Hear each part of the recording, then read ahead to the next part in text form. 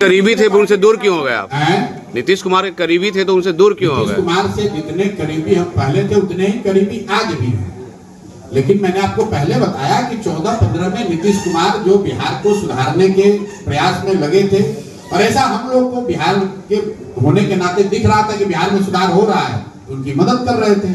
आज लग रहा है कि नीतीश बाबू की वो हालत नहीं है, शारीरिक मानसिक तौर पर भी वो इस तरह से अब नहीं दिख रहे हैं कि वो बिहार का नेतृत्व कर सकें।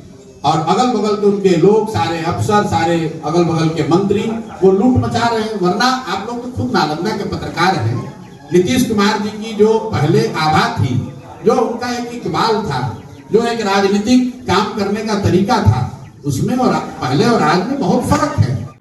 ये सिर्फ राजनीतिक नारों से इनका खात्मा होने वाला नहीं है।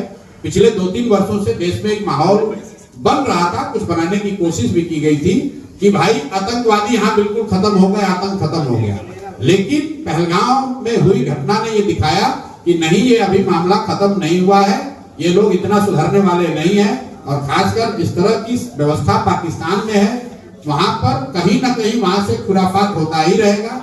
इनको समुचित जवाब मिलना चाहिए। अब जवाब देने का तरीका क्या होगा, उसके लिए हम लोग की सरकार है, देश की। कल्याण विघा से होगी जन सुराज का चुनावी शुरुआत। प्रशांत किशोर ने कहा, बीरन यादव नालंदा में मिले मजबूत स्तंभ, मजबूत पिलर है वो नालंदा के। चुनावी रणनीतिकार से राजनेता बने प्रशांत किशोर ने आज नालंदा जिले में जन स्वराज पार्टी के कार्यक्रम में मुख्यमंत्री नीतीश कुमार पर तीखा हमला बोला। 3 वर्षों के अंतराल के बाद नीतीश कुमार के गृह जिले नालंदा में पहुंचे प्रशांत किशोर ने सरकार पर अपने वादों को पूरा न करने का आरोप लगाया। पत्रकारों को संबोधित करते हुए प्रशांत किशोर ने कहा कि पिछले 3 वर्षों से जब से मैंने जन स्वराज अभियान शुरू किया है, ये नालंदा की धरती पर मेरी पहली यात्रा है। पिछली बार हम राजगीर में आए थे, तब नीतीश बाबू के साथी थे। आज 3 वर्ष बाद इस अभियान के शुरू होने के बाद मैं नालंदा आया हूँ। कार्यक्रम के दौरान प्रशांत ने बताया कि 11 मई से पार्टी के एक बड़े अभियान की शुरुआत नीतीश कुमार के गांव कल्याण बिघा से की जाएगी। उन्होंने इस अभियान के 3 मुख्य मुद्दों पर प्रकाश डाला। जातीय जनगणना का मुद्दा पर दिए विशेष जोर। प्रशांत ने कहा कि नीतीश बाबू ने 24 नवंबर 2023 को घोषणा की थी कि जातीय जनगणना के आधार पर करीब 94 लाख परिवारों को, जो विकास की यात्रा में पिछड़ गए हैं, 2 लाख रुपए प्रति परिवार दिए जाएंगे। लेकिन 2 बजट बीत जाने के बाद भी अभी तक किसी को 1 रुपया भी नहीं मिला है। दलित महादलित भूमि आवंटन पर भी उठाए सवाल। उन्होंने सरकार द्वारा 2006 में की गई घोषणा का भी जिक्र किया, जिसमें कहा गया था कि बेघर महादलित परिवारों को 3 डिसमिल जमीन दी जाएगी। प्रशांत ने आरोप लगाया, पूरे बिहार में इस योजना के तहत 50 लाख दलित अति पिछड़े परिवारों को जमीन मिलनी चाहिए थी, लेकिन अभी तक केवल 2,34,000 परिवारों को ही यह जमीन मिली है, और इनमें से भी लगभग 1 लाख परिवारों को केवल कागजों पर ही जमीन आवंटित की गई है। भूमि सर्वेक्षण और भ्रष्टाचार पर खूब बरसे प्रशांत किशोर। तीसरे मुद्दे के रूप में प्रशांत किशोर ने राज्य में चल रहे भूमि सर्वेक्षण कार्यक्रम में व्याप्त भ्रष्टाचार की ओर इशारा किया। उन्होंने कहा कि लैंड डिजिटाइजेशन के नाम पर भूमि सुधार का जो कार्यक्रम नीतीश बाबू की सरकार ने शुरू किया है, उसमें हालात यह है कि कोई घर ऐसा नहीं है जिसमें परिवार में जमीन को लेकर झगड़ा न हो। दाखिल खारिज में, रसीद कटाने में, जमाबंदी में हर जगह लोगों को 1,000, 2,000, 25,000 रुपये घूस देना पड़ रहा है। प्रशांत किशोर ने नीतीश कुमार पर किए व्यक्तिगत टिप्पणी। प्रशांत किशोर ने नीतीश कुमार की वर्तमान स्थिति पर भी टिप्पणी करते हुए कहा कि 2014-15 में नीतीश कुमार सुशासन के लिए जाने जाते थे। आज वही नीतीश कुमार हैं जिनकी सरकार अधिकारियों के जंगल राज चलाने के लिए दोषी बताई जा रही है। आज लग रहा है कि नीतीश बाबू की वो हालत नहीं है। शारीरिक मानसिक तौर पर भी वह इस तरह से अब नहीं दिख रहे हैं कि वो बिहार का नेतृत्व कर सकें। जब उनसे पूछा गया कि जन स्वराज पार्टी पर जनता क्यों विश्वास करे, तो प्रशांत ने कहा कि हम लोग यह नहीं कहते हैं कि आप हम पर भरोसा कीजिए, हमको वोट दीजिए। हम तो जन स्वराज में लोगों को यह बता रहे हैं कि आप अपने बच्चों के लिए सजग होइए, ठीक से वोट दीजिए। वोट जिसको देना है दे दीजिए, लेकिन वोट अपने बच्चों के रोजगार और पढ़ाई के लिए दीजिए। उन्होंने यह भी स्पष्ट किया कि लोकतंत्र में जनता का वोट जिस बात के लिए दिया जाता है उसका महत्व है, न कि सिर्फ यह कि वोट किसे दिया जाता है। कार्यक्रम के बाद प्रशांत किशोर नालंदा जिले के हरनौत में एक जनसभा को संबोधित करने के लिए रवाना हुए, जहां उन्होंने अपने अभियान को आगे बढ़ाया। रुपया हर परिवार को देने का वादा जुमला साबित हुआ। आप भी ये मान लीजिए कि बिहार में भी आपने ये जुमला ही फेंका था। दूसरी बात, जिन महादलितों ने आपको आज 18-20 साल से मुख्यमंत्री के कुर्सी पर बैठाया है, कम से कम आपके गांव के महादलितों को वो जमीन मिली है कि नहीं, नालंदा में उन लोगों को जमीन मिली है कि नहीं, ये देखने आएंगे। और तीसरी बात जो मैंने आपको बताया कि पूरा बिहार ये भूमि सर्वेक्षण के नाम पर, भूमि सर्वे के नाम पर जो धन उगाही हो रही है, क्या नालंदा कल्याण बिघा उससे अछूता है, हरनौत उससे अछूता है, अस्थावा में वहां नहीं हो रहा, ये देखने के लिए भी 11 को आऊंगा। और आज इसलिए आए हैं कि चूंकि जैसा मैंने बताया 3 बरस से यहाँ आए नहीं थे, साथ ही यहाँ रात दिन मेहनत करके जन स्वराज की सोच को घर घर पहुंचाने में लगे हैं, तो ये मेरी भी जिम्मेवारी है कि हम आकर अपना अंदाज उसमें लगाएं। इसी के तहत हम यहाँ आए हैं। अभी हरनौत में एक छोटी सभा करेंगे, उसके बाद मुझे आगे सिरघाटी जाना है। अब आपके जो सवाल हैं आप सवाल कर सकते हैं। बहुत इस तरह के शब्द प्रयोग के पक्ष में नहीं हूँ। हर आदमी का बोलने का अपना तरीका है। मैं बोलूंगा विधायक जी अगर खुद बोलना चाहे। जहां तक आपने कहा कि 2005 से पहले की सरकार को क्या कहेंगे, बिल्कुल उसको तो हमें आपको कहने की जरूरत नहीं है। कोर्ट ने, बिहार की जनता ने उसको जंगल राज बताया। वो जंगल राज था लालू और उनके परिवार का, उनके गुंडों का, उनके बदमाशों का, रंगदारों का। वो गुंडा राज था, जंगल राज था। ये बात तो कोर्ट ने कहा, ये बात बिहार की जनता ने पिछले 2005 से 20 वर्षों से ये दिखाया है। लेकिन वो राज बहुत खराब था, इसलिए अब कम खराब वाला अच्छा है, ये भी बात ठीक नहीं है। नीतीश बाबू ने, जनता ने लालू जी के जंगल राज को नकारा, तभी तो नीतीश जी को मुख्यमंत्री बनाया। और 2005 से लेकर 2015 तक, 14 तक नीतीश बाबू ने अपनी ओर से जो काम किया है उसको जनता ने स्वीकारा भी है, उसको रिवॉर्ड भी दिया है। वैसे मुख्यमंत्री हैं कैसे? यही नीतीश कुमार है जिनको जनता ने 2010 में 117 विधायक बिहार में जिताया था, क्योंकि उन्होंने काम करके कुछ दिखाया था। ये दिखा था कि काम होगा। मैं यहाँ मंच पर बैठा हूँ, मैं ही आया था नीतीश कुमार की जीत में कंधा लगाने के लिए, क्योंकि हम लोग 2014 में जब उनकी पार्टी को लोकसभा में झटका लगा, नीतीश बाबू ने पद छोड़ दिया था। नालंदा की धरती पर आपके सामने कह रहे, जाकर नीतीश कुमार से पूछ लीजिएगा। और आप लोग भी जानते हैं कि मांझी जी को उन्होंने मुख्यमंत्री बनाकर एक तरह से राजनीति से किनारा कर लिया था। जब नीतीश बाबू के उन समय में कोई नहीं साथ में खड़ा हुआ, तब प्रशांत किशोर खड़े हुए, मैं आया, मैंने कहा कि सर आप मांझी जी को हटाइए, आप बनिए, हम लोग आपकी हर तरह से मदद करेंगे। नीतीश कुमार सुशासन के लिए जाने जाते थे।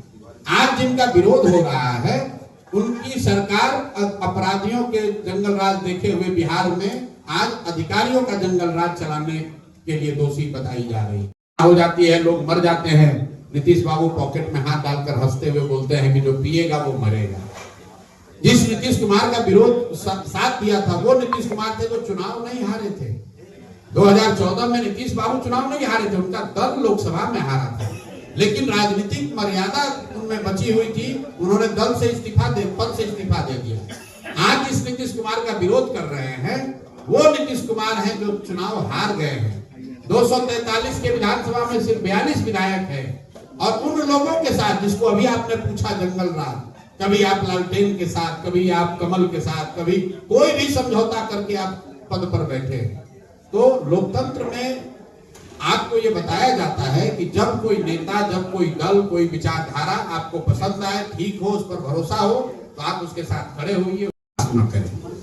क्योंकि अगर मुझे मान लीजिए कि कुछ गलत करना है, तो मैं कैमरे पर ये थोड़ी कहूंगा कि मैं आपके साथ धोखा करने वाला हूं। तो मैं तो मन से कहता हूं, आप मेरे भाषणों को सुनेंगे तो मैं तो मन से कहता हूं कि आप बिल्कुल प्रशांत किशोर पर भरोसा मत कीजिए। क्योंकि जो पहले के नेता हैं, चुनाव से पहले तो हर आदमी अच्छा ही बोलता है। हम लोग ये नहीं कहते हैं कि आप हम पर भरोसा कीजिए, हमको वोट दीजिए, हम आएंगे, हम सुधार देंगे। हम तो जन स्वराज में लोगों को ये बता रहे हैं कि आप अपने बच्चों के लिए सजग होइए, ठीक से वोट दीजिए, जिसको देना है दे दीजिए। अभी हरनौत में भी यही कहेंगे, वोट जिसको देना है दीजिए, लेकिन वोट अपने बच्चों के लिए दीजिए। अब सवाल हो सकता है कि भाई लोगों के बच्चों के पढ़ाई रोजगार देने से क्या होगा? बिल्कुल होगा। लोकतंत्र का यही चीज, यही बीज जो है, यही तो पिछले 3 साल से सिखा रहे हैं। जब लोगों ने बिहार में यहां पर 5 किलो अनाज के लिए वोट दिया है मोदी जी को, तो कितना भी शासन व्यवस्था खराब है, 4 किलो अनाज लोगों को मिल रहा है। आपने हमने मंदिर के लिए वोट दिया तो अयोध्या में मंदिर बना है। आपने हमने बिजली और सड़क के लिए वोट दिया नीतीश कुमार को, तो देखिए बिजली सड़क आई है, बिजली जल रही है। लालू जी के राज में बिजली 10-10 दिन नहीं आता।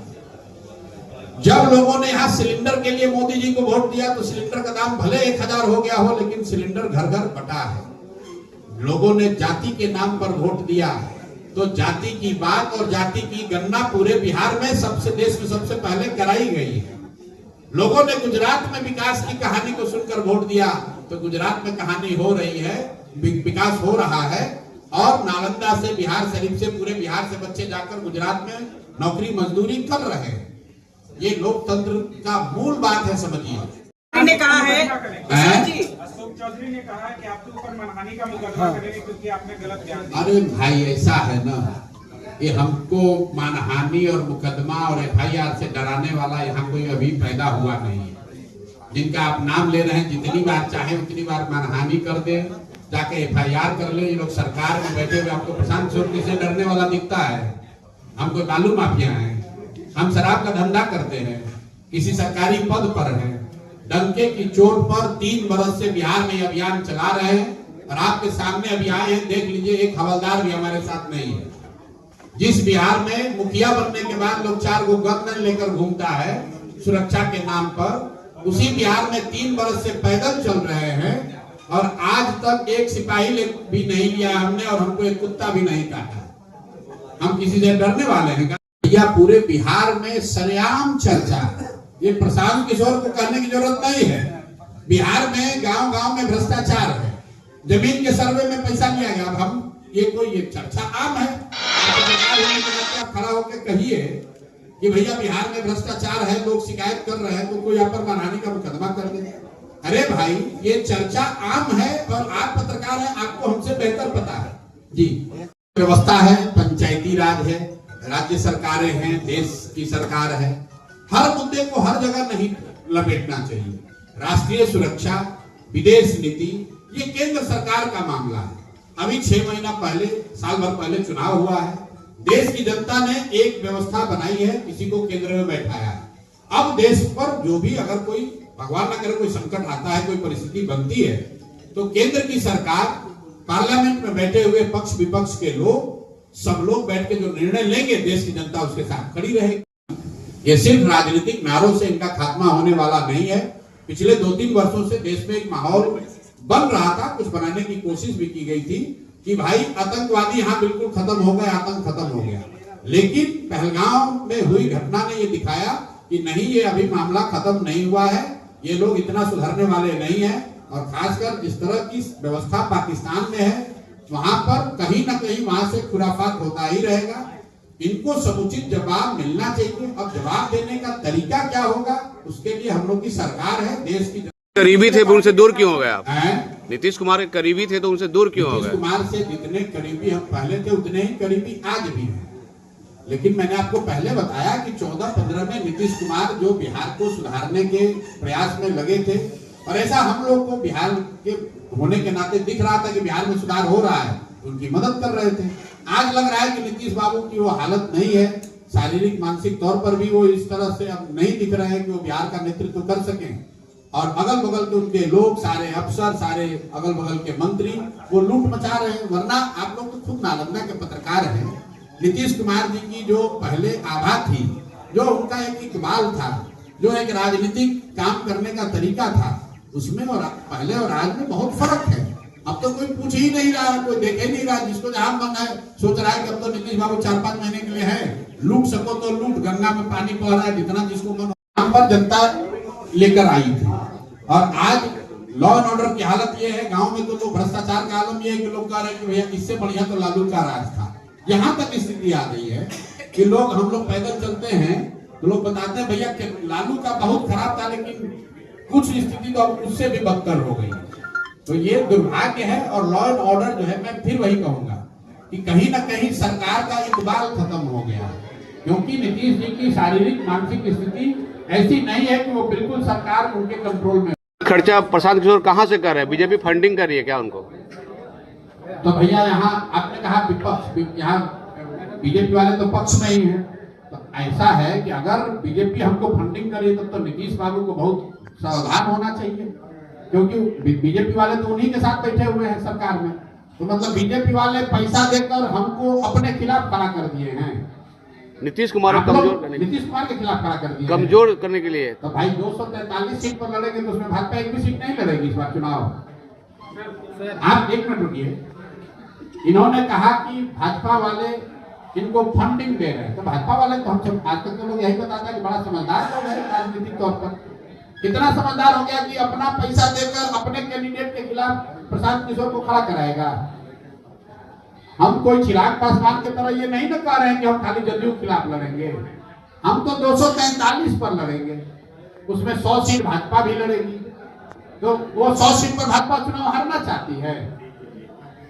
और इतना तो आप लोग मान रहे हैं ना कि भाई जो मेरा सबसे भारी आलोचक भी होगा कि अगर जन स्वराज का कोई उम्मीदवार खड़ा हो गया समीकरण के हिसाब से, जिस समीकरण की लोग यहाँ बिहार में बात करते हैं, तो जिसके खिलाफ वो समीकरण गया वो तो हारवे करेगा।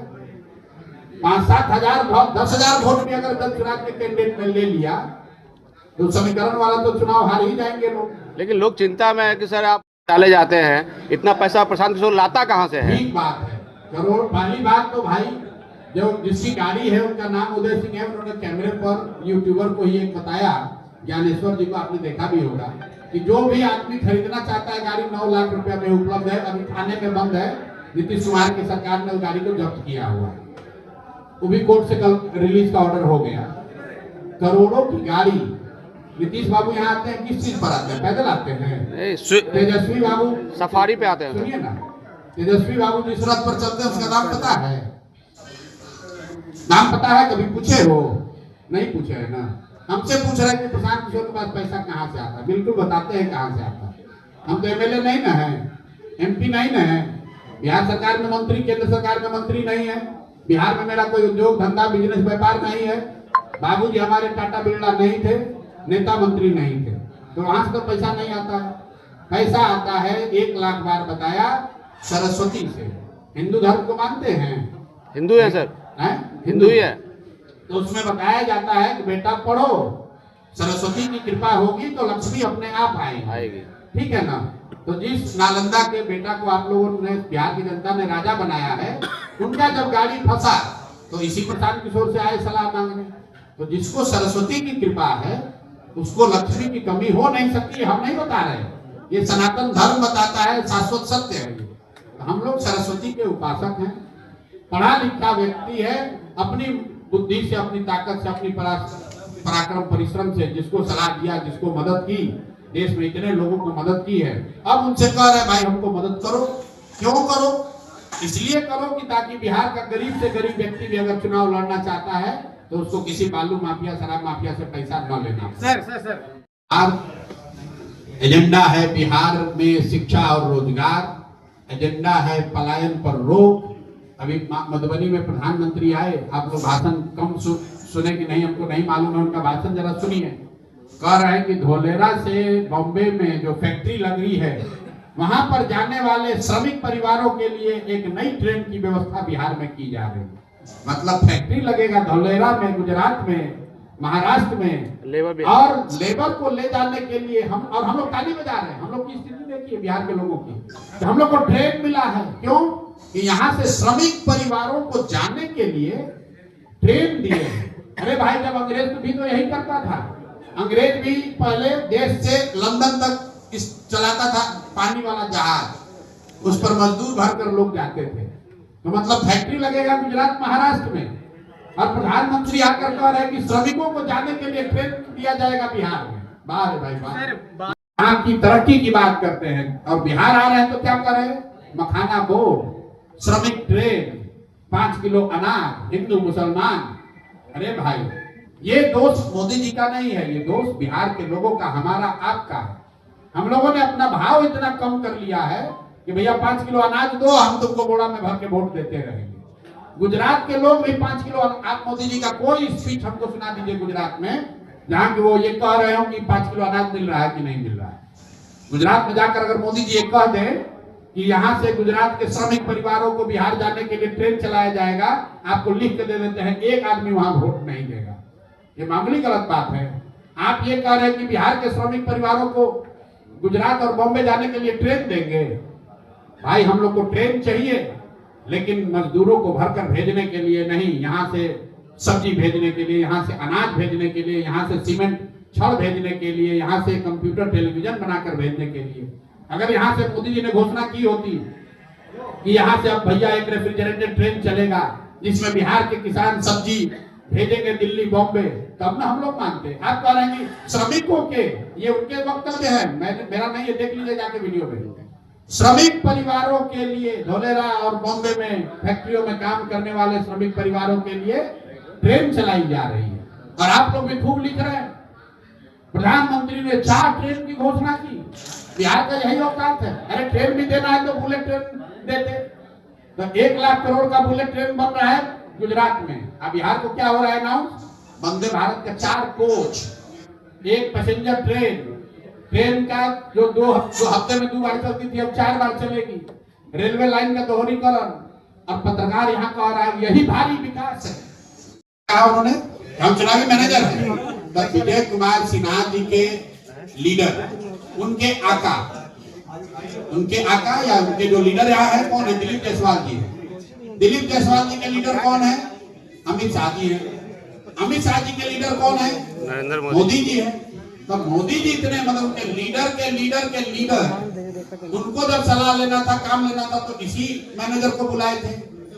तब विजय सिन्हा जी को पहले मोदी जी को पूछ लेना चाहिए था कि सर आप इतना बड़ा लीडर हैं, आप ऐसा प्रशांत किशोर ऐसा टुटपुटिया मैनेजर को काहे अपने साथ रखते थे? ये पूछिए जरा विजय सिन्हा। पहली बात कि अगर बालू माफिया, शराब माफिया बर्बाद नहीं कर रहा है, ये अगर कह रहे हैं आप, तो आपकी बात आप उसको प्रूव कीजिए। हम लोग की पार्टी में जहां तक मेरी समझ है, हमारे पास कोई थर्मामीटर और इन्वेस्टिगेटिंग एजेंसी तो है नहीं, लेकिन हमारा ऐसा मानना है कि हम लोग की पार्टी में इस तरह के चरित्र के लोगों की कोई जगह नहीं है और आगे भी नहीं होगी। बहुत बहुत धन्यवाद। हम लोग इसके विरोध में हैं। उस कानून के मेरिट पर गए बगैर, उस कानून में क्या अच्छा है क्या खराब है, इस पर बहस हो सकती है, लेकिन उसकी नीयत, जिस नीयत से उसको लाया गया है, उसको लेकर मेरा विरोध है। क्यों? क्योंकि वक्फ के सुधार के लिए अगर सरकार कोई प्रयास करती है तो उसका मुस्लिम समाज भी स्वागत करता। वक्फ के सुधार के लिए सरकार का प्रयास नहीं है, उनका तो सिर्फ ये प्रयास है कि कोई एक ऐसा मुद्दा लाओ जिससे हिंदू मुसलमान का मुद्दा बना है। मैं आपको उदाहरण देके बताता हूँ। CA NRC लाया गया, ये बताया गया और कई